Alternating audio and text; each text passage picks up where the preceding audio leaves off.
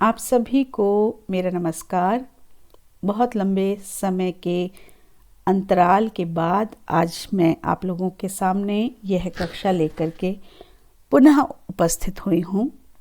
हम इससे पहले पढ़ रहे थे लघु सिद्धांत कौमुदी का संज्ञा प्रकरण, और मेरा जो लघु सिद्धांत कौमुदी का पिछला वीडियो था उसमें हमने सवर्ण संज्ञा के सूत्र को पढ़ा था और हमने वहाँ पर बात की थी प्रयत्नों की और उच्चारण स्थल की।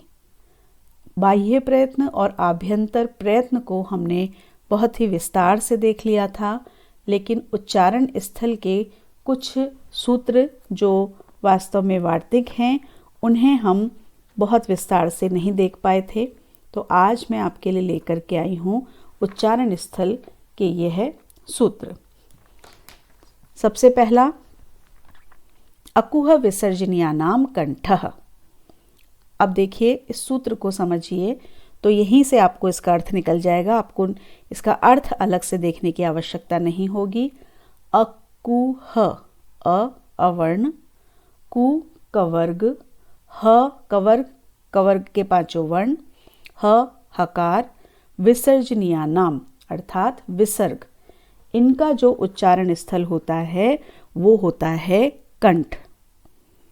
तो अगर आप सूत्र को ध्यान से देख लेंगे तो आपको ये ज्ञात हो जाएगा कि कंठ के द्वारा किस किस वर्ण का उच्चारण किया जाता है। तो इसमें हमें ये ज्ञात हो जाएगा कि हम किस किस वर्ण का करते हैं। एक तो अवर्ण का, अ के जितने भी वर्ण हैं, अ आ अन्य, और उसके अतिरिक्त कवर्ग के पांचों वर्ण, हकार और विसर्ग। लेकिन यहाँ पर एक विशेष बात है, जैसा कि आप देख भी रहे हैं कि विसर्ग का उच्चारण स्थल कंठ कब होगा? यदि विसर्ग अवर्ण से परे होगा तो ही। यदि वो अवर्ण से परे नहीं होगा, किसी अन्य स्वर से, किसी अन्य अच से परे होगा, उस पर आश्रित होगा, तो उसका उच्चारण स्थल उस अच के अनुसार ही होगा। जैसे रामः, अ के ऊपर विसर्ग है तो इसका उच्चारण स्थल हम कंठ ही मानेंगे। लेकिन अगर कहा जाए हरिः, तो ई के बाद में विसर्ग आ रहा है, ई पर आश्रित है विसर्ग, ई का उच्चारण स्थल होता है तालु, जो हम अगले सूत्र में देखेंगे। तो यहाँ पर जो विसर्ग है उसका उच्चारण स्थल भी तालु ही होगा। यदि कहा जाता है भानुः, तो भानु ऊ है, ऊ का जो उच्चारण स्थल है वो ओष्ठ होता है, तो वहाँ पर विसर्ग का उच्चारण स्थल भी ओष्ठ ही होगा। तो हमें ये ध्यान देना है कि विसर्ग का उच्चारण स्थल कंठ तब होता है जब वह अकार के ऊपर आधारित है, अन्यथा वह जिस अच पर आधारित है उस अच का, क्योंकि अच के बिना विसर्ग नहीं होता है, अब जो विसर्ग होता है वो तो स्वर पर ही लगता है, तो जिस स्वर पर विसर्ग लगा है उस स्वर का जो भी उच्चारण स्थल है वही उस विसर्ग का उच्चारण स्थल होगा। बढ़ते हैं दूसरे सूत्र की ओर। इचु यशानाम तालु। इचु यशानाम तालु। ई इवर्ण, चु का मतलब चवर्ग, च छ ज झ ञ, यशानाम, यशानाम का मतलब यकार और शकार, और दोनों प्रकार के यकार और शकार हम पहले देख चुके हैं। अनुनासिक और अननुनासिक की हम बात कर चुके हैं। तो दोनों प्रकार के यकार और शकार से तात्पर्य यदि वो अनुनासिक हैं तो भी और अननुनासिक हैं तो भी, दोनों प्रकार के यकार और शकार, इनका जो उच्चारण स्थल होता है वह होता है तालु। इचु यशानाम तालु। अब प्रश्न ये आता है कि तालु किसे कहते हैं? तो आप देखिए, आप अपना मुंह खोलिए, आपके मुंह में आपकी जो जीभ है उसको ऊपर की तरफ लेकर के जाइए। तो ऊपर की तरफ जहाँ पर आपकी जीभ स्पर्श कर रही है, एक जो कठोर सी दीवार है, दांतों के ऊपर का जो कठोर सा भाग है, उस भाग को तालु कहा जाता है। तो जिह्वा जब अपने उच्चारण करते समय उस भाग को स्पर्श करती है तो उन वर्णों का उच्चारण स्थल तालु को कहा जाता है। बढ़ते हैं तीसरे सूत्र की ओर। ऋटु रसाणाम मूर्धा। रि ऋवर्ण, टु टवर्ग ट ठ ड ढ ण, रषाणाम, रकार रेफ और शकार मूर्धन्य शकार, वही दोनों प्रकार के अनुनासिक और अनुनासिक, इनका जो उच्चारण स्थल होता है वह मूर्धा होता है। अब मूर्धा क्या है? दांतों के पीछे जो एक कोमल सा भाग होता है उसको मूर्धा कहा जाता है। तालु जहाँ होता है उसके भी पीछे जो मुख की छत होती है लेकिन कोमल वाला जो भाग होता है उसको कहा जाता है मूर्धा। तो मूर्धा से किसका उच्चारण होता है? ऋकार का, टवर्ग का, रेफ का और शकार का। तो सूत्र जब आप याद कर लेंगे तो इसी से आपको ज्ञात हो जाएगा कि ऋतु रसाणाम मूर्धा, मूर्धा से इन वर्णों का या इन वर्णों का मूर्धा से उच्चारण होता है। चौथे सूत्र पर आते हैं। ऋतु लसानाम दंतः। ऋकार जो कि स्वर में था, हमने जब स्वर पढ़े थे वहाँ हमने पढ़ा था, तो ऋकार तु तवर्ग त थ द ध न, लसानाम लकार और सकार, इनका जो उच्चारण स्थल है वो दांत होता है, क्योंकि जब इन वर्णों का उच्चारण जिह्वा करती है तो दांत के पीछे का जो भाग होता है उस पर जिह्वा स्पर्श होती है। आप बोल करके, रुक करके बोल करके देखिए, त थ द ध न।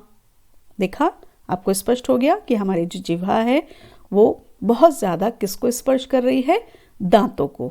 इसलिए दंत से किस किस का उच्चारण होता है? ऋकार, त थ द ध न, ल और स में बहुत स्पष्ट स्पर्श आपको नहीं दिखेगा, लेकिन फिर भी आप जब ध्यान देंगे तो आपको ज्ञात हो जाएगा कि स जब हम बोलते हैं तो हमारी जिह्वा थोड़ा सा दांतों के पास में आती है।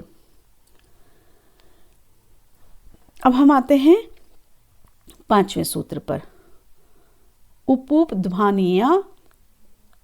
उपउपध्मानीयानाम ओष्ठौ। उकार, पवर्ग और उपध्मानीय जो शब्द हैं, जो वर्ण हैं, उनका उच्चारण ओष्ठ से होता है। उकार, पवर्ग, पवर्ग का तात्पर्य प फ ब भ म, इनका जो उच्चारण है, तथा उपध्मानीय जो शब्द हैं उनका जो उच्चारण है वो किससे होता है? उनका उच्चारण होता है ओष्ठ से। होठ से जब हम उच्चारण करते हैं तो उसको कहा गया, उन्होंने कहा कि इन वर्णों का जो उच्चारण है वो होता है ओष्ठ से। अब यहाँ पर हमें ये देखना है कि उपध्मानीय क्या होते हैं, तो इसको विस्तार से तो हम आगे देखेंगे, लेकिन यहाँ हम समझ लें कि ये इनकी जो ध्वनि होती है आधे विसर्ग के समान होती है, और प और फ से परे जब आधा स्वर होता है तो उसको उपध्मानीय कहा जाता है। इसी तरह से क और ख से परे होने पर जो विसर्ग के स्थान पर होता है वो जिह्वा मूलीय होता है, और प या फ से परे होने पर वह उपध्मानीय होता है। अब हम बढ़ते हैं इससे अगले सूत्र पर। तो अगला जो सूत्र है वह है ञम णण नानाम नासिका च। ञ म ण ण न, ये जो 5 वर्ण हैं इनका जो उच्चारण स्थल है वो नासिका च, नासिका से भी होता है। अर्थात नासिका से भी, च से भी का तात्पर्य क्या है कि ये अपने अपने इनके जो उच्चारण स्थल हैं वो तो हैं ही, उनके साथ साथ इनका उच्चारण स्थल नासिका से भी होता है। अभी हमने जब देखा ऊपर कि कवर्ग का उच्चारण स्थल कंठ है, ऐसे सारे वर्गों का हमने उच्चारण स्थल देखा। चवर्ग का तालु है, टवर्ग का मूर्धा है। तो इसमें ये जो 5 वर्ण हैं ये इन्हीं वर्णों के अंतिम वर्ण हैं। तो वहाँ पर हम इनका उच्चारण स्थल कुछ और कह रहे हैं, और यहाँ हम कह रहे हैं कि नासिका, इसलिए यहाँ पर लगा दिया है नासिका च, कि इनका उच्चारण स्थल नासिका से भी होता है। अपने अपने जो इनके वर्गों के जो उच्चारण स्थल हैं वो तो हैं ही, साथ में इनका उच्चारण स्थल नासिका से होता है। ये पांचों वर्गों के अंतिम पांचवें वर्ण हैं जिनका उच्चारण स्थल नासिका है। अगला सूत्र, एदैतोः कंठ तालु। एत एतोः ऐसे निकालें इसको। एत अर्थात एकार और ऐत अर्थात ऐकार। ए और ऐ इन दोनों का जो उच्चारण स्थल है वो कंठ और तालु दोनों होता है। इनका उच्चारण कंठ तालु से होता है। अगला, ओदोतः ओदौतोः कंठोष्ठम। ओत अर्थात ओकार, औत अर्थात औ। ओ और औ इन दोनों का उच्चारण स्थल अगर हमसे कोई पूछे तो इसका उच्चारण स्थल है कंठ और ओष्ठ। फिर अगला सूत्र, वकारस्य दंतोष्ठम। वकार का उच्चारण स्थल क्या है?